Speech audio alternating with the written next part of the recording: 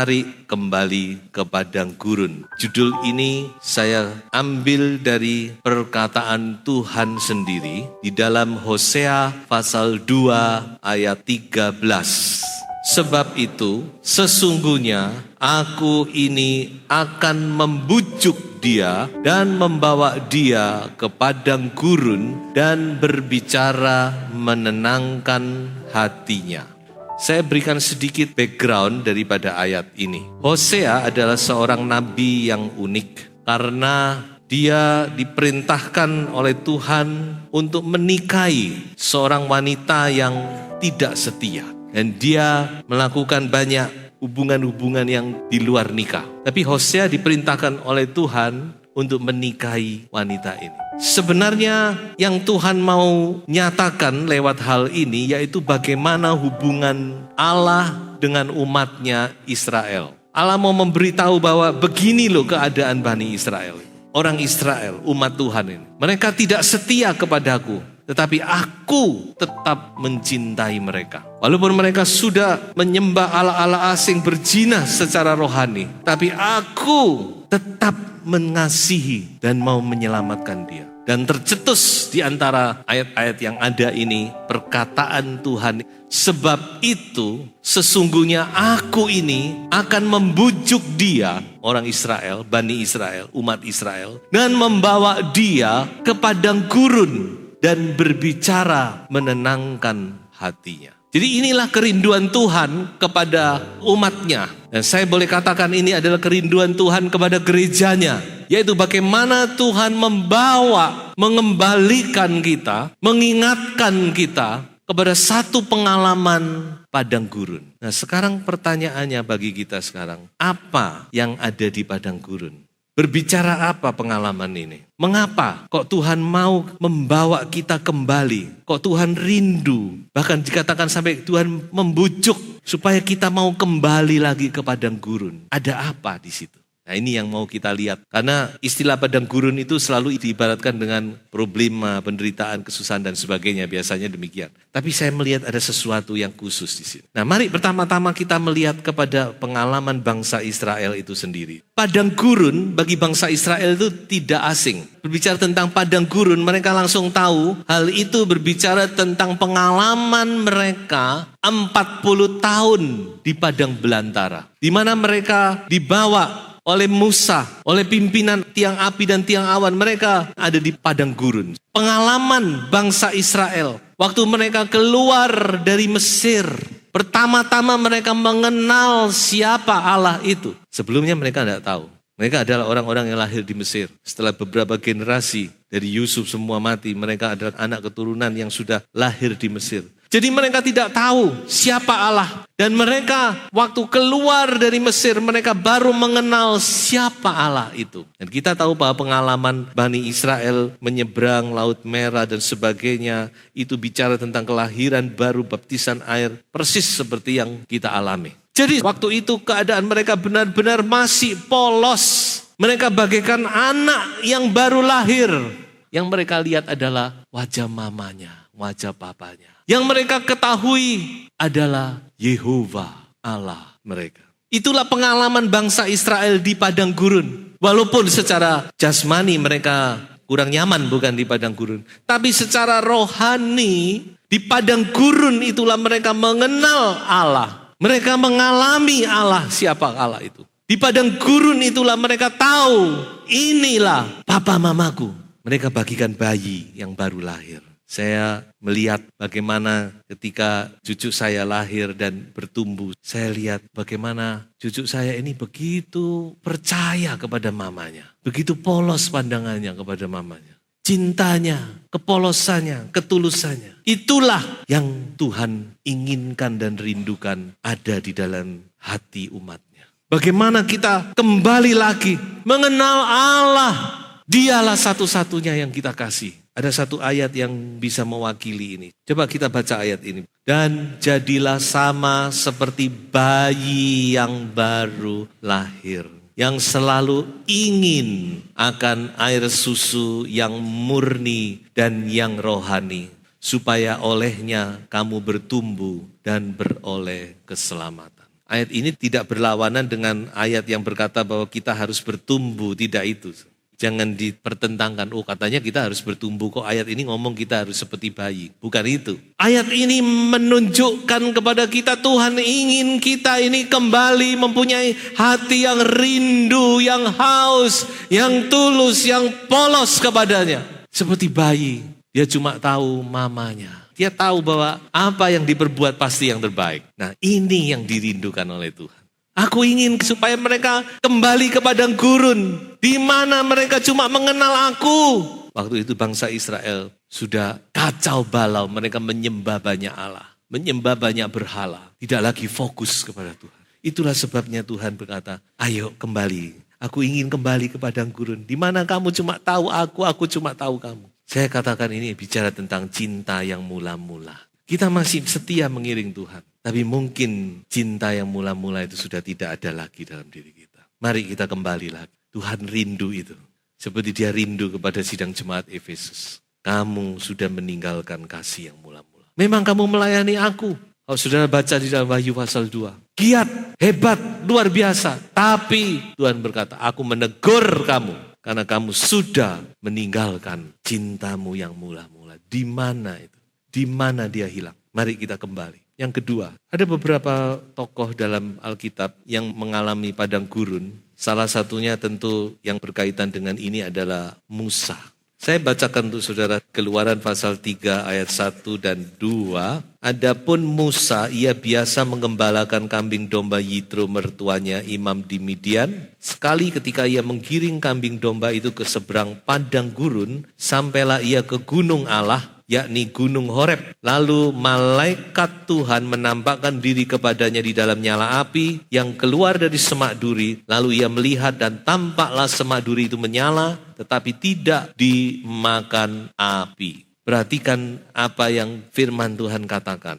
Musa mengembalakan kambing domba Yitro. Musa mengalami 40 tahun juga sebelum dia dipakai Tuhan untuk mengembalakan umat Israel. Dia 40 tahun menjadi gembala di padang gurun. Ini pengalaman yang luar biasa bagi Musa. 40 tahun di istana, 40 tahun di padang gurun, kemudian 40 tahun mengembalakan orang Israel. Selama 40 tahun Musa menggembalakan domba di padang gurun. Dia benar-benar dipisahkan dari hingar-bingarnya istana, dari kemewahan dunia. Benar-benar dia dikat. Dia 40 tahun cuma sendirian, tiap hari cuma menggembalakan domba. Benar-benar Musa diproses oleh Tuhan. Dia benar-benar dilucuti oleh Tuhan dari segala kehebatannya. Ini Musa ini orang hebat. Dia memang digadang-gadang, dipersiapkan untuk menjadi penerus Firaun. Dan selama 40 tahun Musa diproses oleh Tuhan dalam kesenyapan di padang gurun. Sampai satu saat terjadi sesuatu yang luar biasa dalam diri Musa, yaitu dia menerima panggilan dari Tuhan. Musa menerima panggilan. Ini adalah pengalaman yang luar biasa dalam hidup Musa. Jadi padang gurun bagi Musa, selain dia mengalami kesendirian, saya yakin dia banyak merenung. Dia banyak memikir-mikirkan tentang Tuhan yang pernah dia alami, pernah dia terima pesan-pesan waktu dia masa kecil. Tapi ada satu yang terjadi juga dalam hidupnya, yaitu dia dipanggil oleh Tuhan. Dia menerima panggilan di padang gurun. Setiap kita menjadi anak Tuhan itu karena kita dipanggil oleh Tuhan. Meskipun mungkin sudah tidak mendengar itu. Tapi firman Tuhan berkata, Allah memanggil kita. Saudara harus ingat bahwa Tuhan memanggil kita menjadi anak-anaknya. Untuk apa Tuhan memanggil kita? Untuk melakukan apa yang kudus. Ini salinan bahasa Indonesia sehari-hari. Supaya kita hidup dengan cara yang menyenangkan hatinya. Ini panggilan umum. Tetapi ada panggilan-panggilan yang khusus bagi setiap orang. Dan hanya saudara yang tahu. Tuhan mau kita kembali lagi kepada panggilan kita. Apa panggilan kita? Ingat sebagai anak Tuhan tentu ini panggilan umum. Ini tidak bisa tidak. Ini persyaratan umum ya. Tuhan memanggil kita untuk kita menjadi orang kudus, hidup kudus. Tapi selain daripada ini, ada panggilan khusus. Hanya saudara yang tahu. Dan Tuhan mengajak kita untuk mengingat kembali. Ayo balik ke padang gurun. artinya balik kepada panggilanmu. Apa panggilanmu? Kembali ke situ. Mungkin sudah dipanggil menjadi guru sekolah minggu, dipanggil untuk melayani ini, dipanggil untuk ini. Saya tidak tahu, karena itu adalah masalah pribadi. Tapi saya cuma mengarahkan dan mengingatkan. Padang gurun itu salah satu juga berbicara kepada panggilan. Karena di situ kita alami panggilan. Dalam kesendirian kita dengan Tuhan. Kita mengalami, menerima panggilan Tuhan. Tokoh berikutnya yang ingin saya angkat di sini adalah Daud. Dalam kehidupan Daud, kalau saya boleh uraikan, dia mengalami dua macam padang gurun. Padang gurun pertama itu dia alami ketika dia masih bukan apa-apa. Dia hanya seorang anak gembala. Dia alami yang namanya padang gurun. Dia cuma menggembalakan domba. Tapi dalam pengalamannya sebagai gembala ini, itu yang membuat dia berani menghadapi Goliat. Kalau saudara baca di 1 Samuel 17:34-37, sebelum dia menghadapi Goliat, dia berkata kepada Saul, aku sudah punya pengalaman. Waktu aku menggembalakan domba, bagaimana ketika aku melawan singa, melawan beruang, itu adalah pengalaman padang gurun Daud yang pertama. Dia mengalami manisnya pertolongan Tuhan, manisnya pembelaan Tuhan. Dia tidak bisa lupakan. Dan itu yang membuat dia berani menghadapi Goliat. Siapa itu Goliat? Dia akan sama dengan singa dan beruang yang aku kalahkan. Dan padang gurun yang berikutnya adalah tahap kedua dari kehidupan Daud. Ketika dia sudah mulai muncul sebagai pahlawan. Kita tahu ya, walaupun dia sudah diurapi oleh Samuel dan dia sudah menang atas Goliat dan dia sudah luar biasa, tapi proses itu masih harus dia alami, di mana dia dikejar-kejar oleh Saul selama belasan tahun dan dia harus mengungsi di padang-padang gurun, lari dari satu gunung ke gunung, lari dari satu bukit ke bukit, bersembunyi dari satu goa ke goa. Itulah padang gurunnya yang kedua, yang saya yakin lebih berat dari yang pertama. Tapi justru disitulah Daud mengalami persekutuan dengan Tuhan yang luar biasa. Mengapa demikian? Karena kalau saudara baca Mazmur-Mazmur, banyak Mazmur-Mazmur Daud justru ditulis pada saat-saat itu. Dia memuji, menyembah Tuhan dalam kesendirian. Dalam keadaan kesesakan, dia berteriak kepada Tuhan. Dia merindukan Tuhan. Coba saya bacakan Mazmur 63, kerinduan kepada Allah. Mazmur Daud ketika ia ada di padang gurun Yehuda. Ya Allah, Engkaulah Allahku.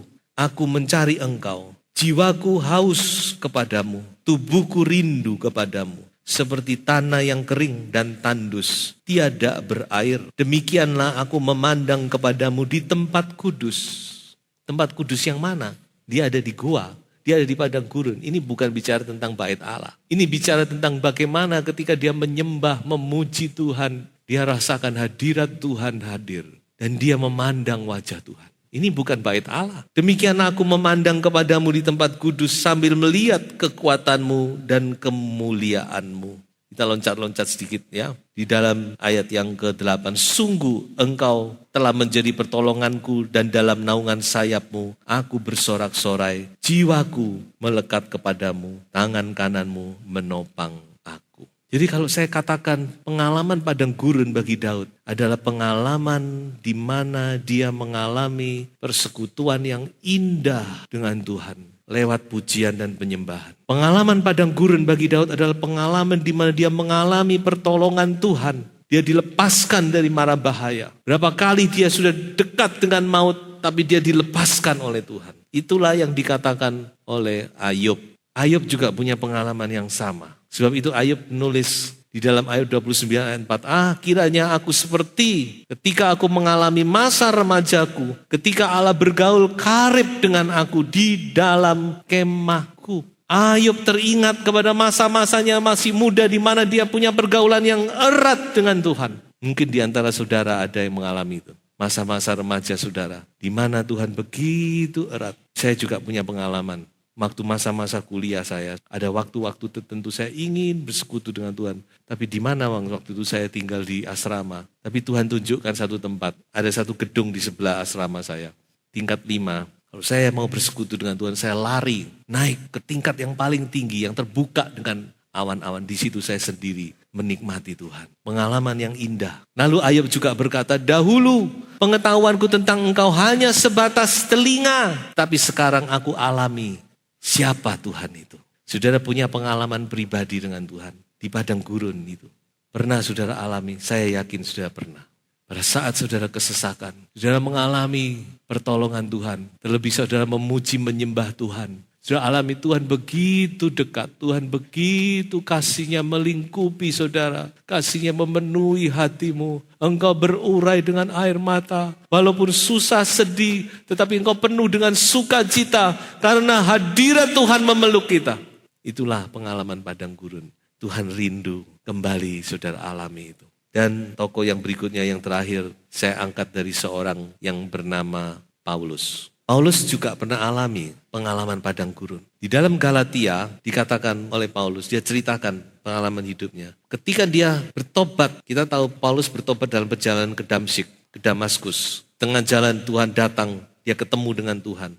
Kemudian saat itu dia percaya kepada Tuhan. Akhirnya dia sampai di Damaskus, dia dipenuhi Roh Kudus, dia dibaptis. Dan Paulus berkata, dari situ dia pergi ke tanah Arab. Untuk apa dia di situ? Tidak ada yang tahu. Tapi saya yakin ini yang dia lakukan adalah dia belajar firman. Dia kembali melihat Taurat. Selama ini kan dia ahli Taurat, bukan? Tapi dia hanya melihat Taurat itu dari sisi ketidakimanannya, ketidakpercayaannya. Makanya dia memburu orang Kristen. Setelah dia mengenal Tuhan, dicelikkan oleh Tuhan, saya yakin dia mulai melihat lagi Taurat.